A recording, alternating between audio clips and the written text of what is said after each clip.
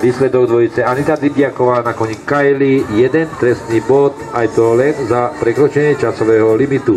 Jej čas 74,51 a odchýlka k optimálnemu času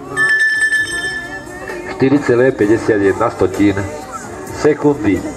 Zvonec povoluje štart ďalšej dvojici, je to Denisa Masárová, posledná dvojica v tejto súťaži, ktorá startuje na koni Tiska. Táto dvojica reprezentuje klub RM Liptavská Lúčka.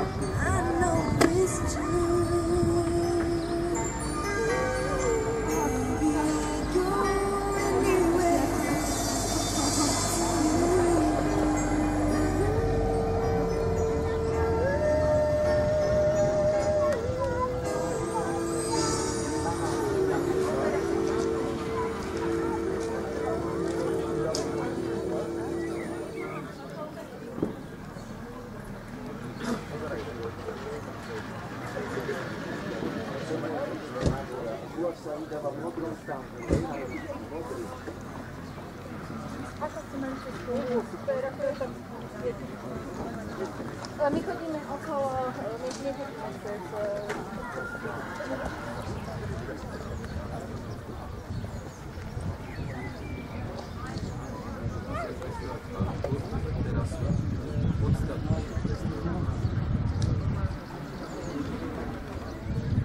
cez...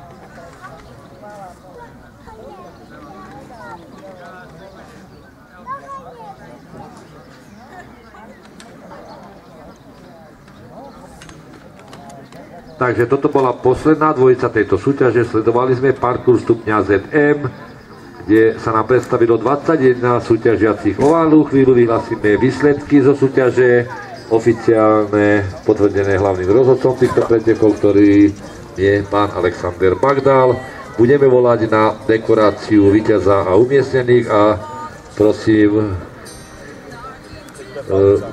prosím organizátora, aby nám pripravil na dekoráciu náležitosti.